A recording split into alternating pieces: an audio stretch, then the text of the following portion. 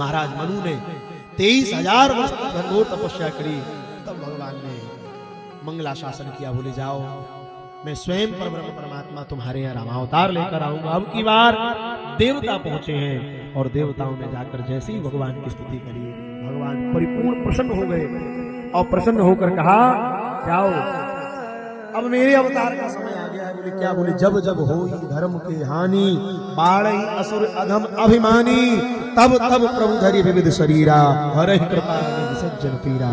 जाओ अब मैं लोक कल्याण के लिए प्रथम पूर्णावतार रामावतार लेकर, सप्तपुरियों में एक पुरी है जिसका नाम है अवधपुरी।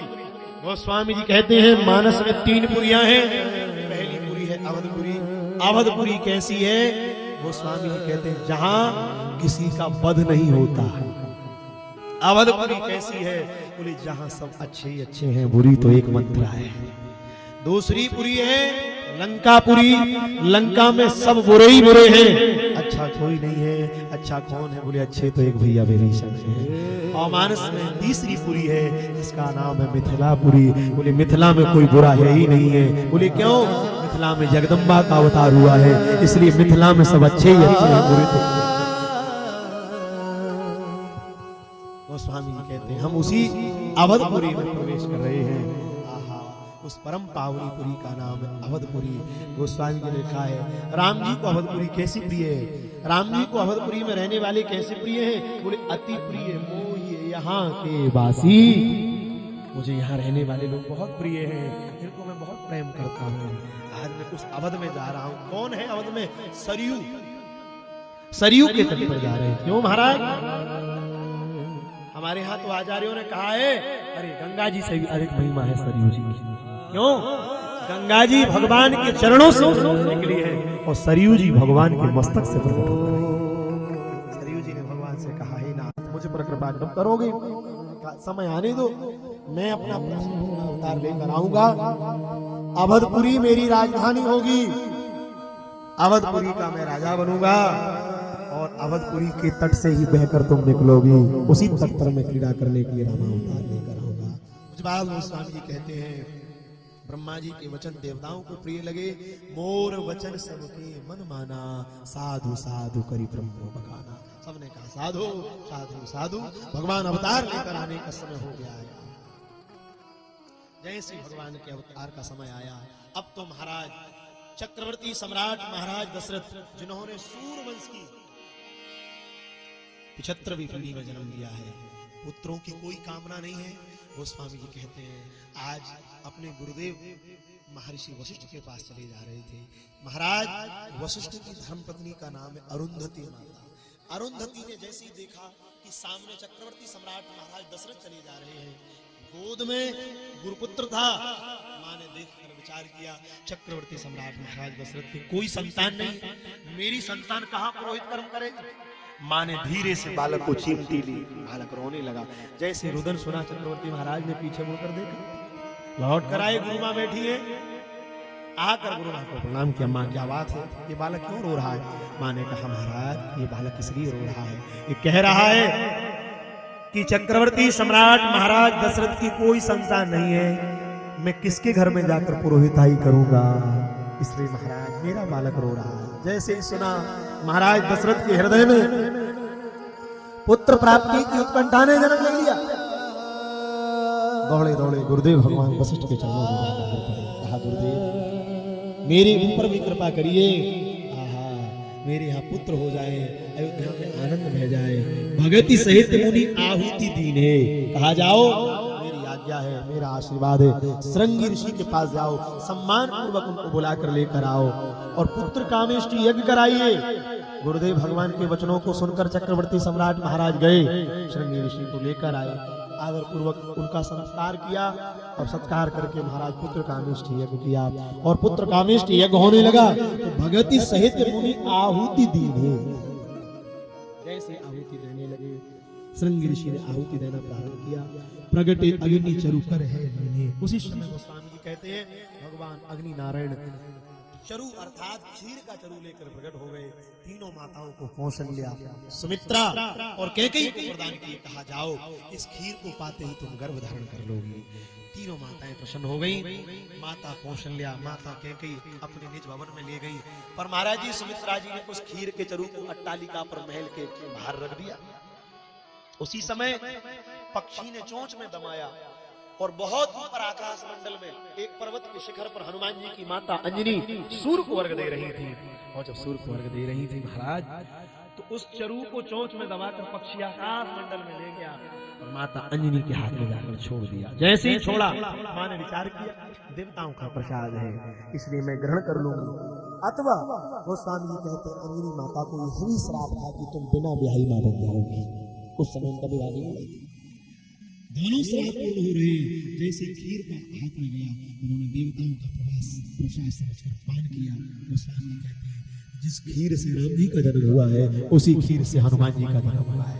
इसलिए गोस्वामी जी की वाणी कह रही है, राम जी कह रहे हैं हनुमान जी कैसे हैं? बोले तुम मम प्रिय भरत ही सम भाई, तो मेरे भरत के जैसे भाई।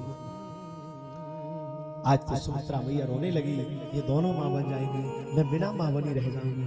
दोनों माताओं ने कहा चिंता मत करो। उन्होंने अपने अपने खीर का आधा आधा भाग प्रदान किया और जैसे ही आधा आधा भाग प्रदान किया, माता सुमित्रा ने कहा अगर मेरे 2 बालक होंगे तो मैं तुम्हारे बालकों की सेवा में लगा दूंगी। तो महाराज जैसे ही प्रसाद पाया, गोस्वामी तुलसीदास जी कहते हैं अयोध्या में चारों तरफ आनंद हो रहा है। देवता देवलोक को छोड़ छोड़कर आज भारत की भूमि पर आ रहे हैं और भारत भूमि में भी वहां जा रहे हैं। कहां? बोले जिनके नाम से इस भूमि को भरतखंड कहा जाएगा, वो भरत जी इस धरा पर अवतार लेकर आ रहे हैं। देवता चल पड़े, ऋषि मुनि चल पड़े, मनुष्य जा रहे हैं अयोध्या की ओर, कीर्तन करते करते चले जा रहे हैं। अब तो माताओं ने गर्भ धारण कर लिया। गोस्वामी जी की वाणी कहती है भगवान कभी किसी नारी के गर्भ में नहीं आते, इसलिए गोस्वामी जी कह रहे हैं भय प्रकट कृपाला। क्या कर रहे हैं भगवान? प्रकट होकर आ रहे हैं। पर माताओं ने जैसे ही महाराज गर्भ धारण किया, अब तो चेहरा तीनों माताओं के ऐसे चमकने लगे जैसे सूर वंश की रानियों के तेज मुखमंडल पर हजारों सूर एक साथ उतर कर आ गए हो, ऐसा चेहरे चमक रहे हैं महाराज। और आज माता सरयू का जल हिलोरे ले रहा है, सरयू का जल हिलोरे ले रहा है। और हिलोरे लेते लेते महाराज मंद मंद जल की वृष्टि, प्रकृति ने आज अपने रूप को बदल लिया। और आज धीरे धीरे धीरे धीरे करके महाराज जैसे ही अयोध्या में 9 महीने का काल व्यतीत होने को जा रहा है, कुछ बाद गोस्वामी जी महाराज कहते हैं जैसे ही चैत्र का महीना लगा है, भगवान ने अष्टधा प्रकृति के रूप में अपना स्वरूप प्रकट कर लिया है। महाराज प्रकृति भगवान के आगमन के लिए तैयार है।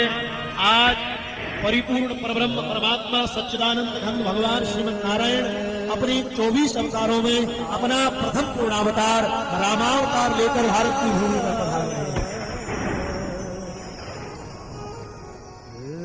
प्रकृति भगवान के आगमन में खड़ी हुई है। ऋषि मुनि जन शंख की ध्वनि बजा रहे हैं, सब जय जय कह रहे हैं साधो साधो साधो। गंधर्व धीरे धीरे वाद्यंत्रों को बजा रहे हैं, गंधर्व बजा रहे हैं। अप्सराएं नृत्य करने के लिए तैयार खड़ी हैं।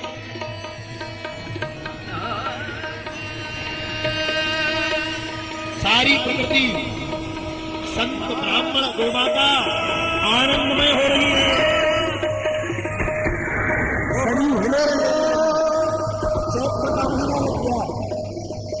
राम जी चारों तरफ प्रकृति में आकर विराजमान हो गए।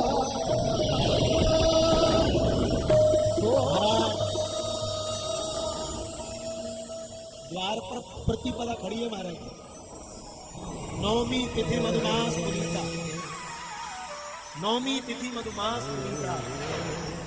प्रकृति खड़ी हुई है द्वार पर हाथ जोड़कर, प्रतिपदा।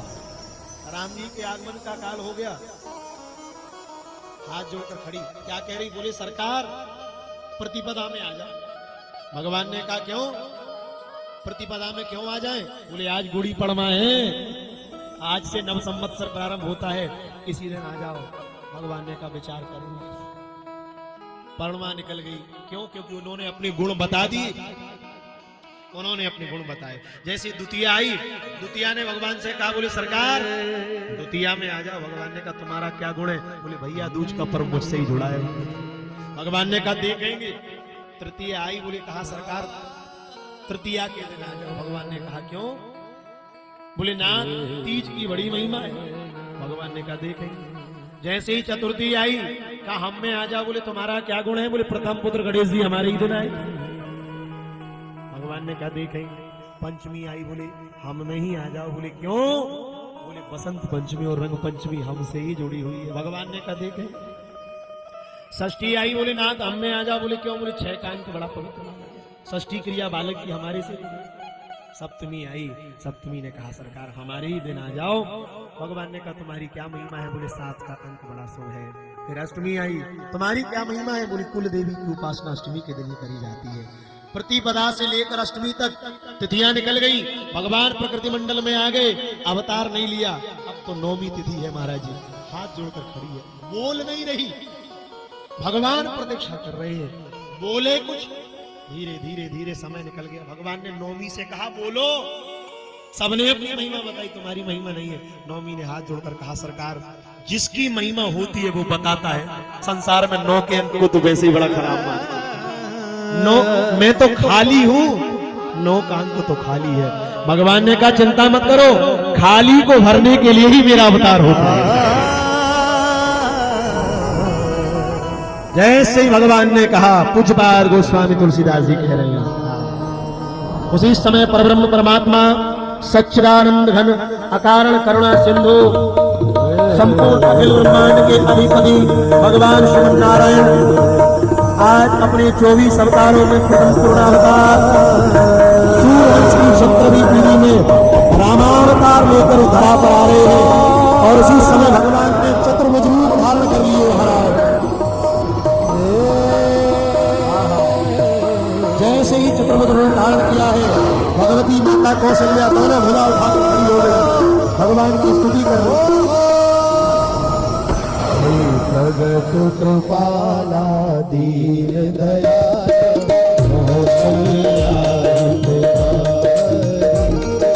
सिद्ध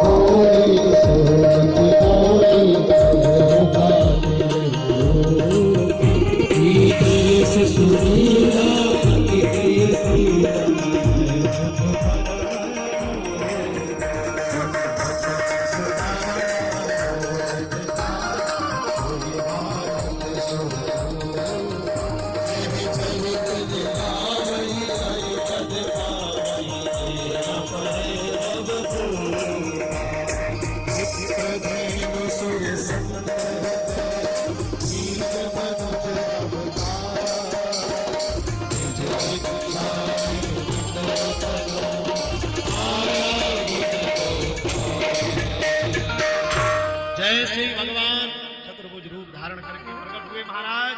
चारों तरफ आनंद हो रहा है, गंधर्व मृदंग बजाने सेवकों ने आज नए से ही महाराज दशरथ को समाचार दिया। महाराज माता कौशल्या ने करोड़ों सूर्य तेजस्वी बालक को जन्म दिया है।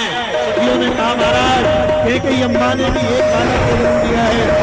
राजा ने कहा दो बालक। उसी समय नवमी तिथि पदमास पुनीता अभिजीत मुहूर्त में भगवान राम जैसे ही आए चारों ओर आनंद हो गया।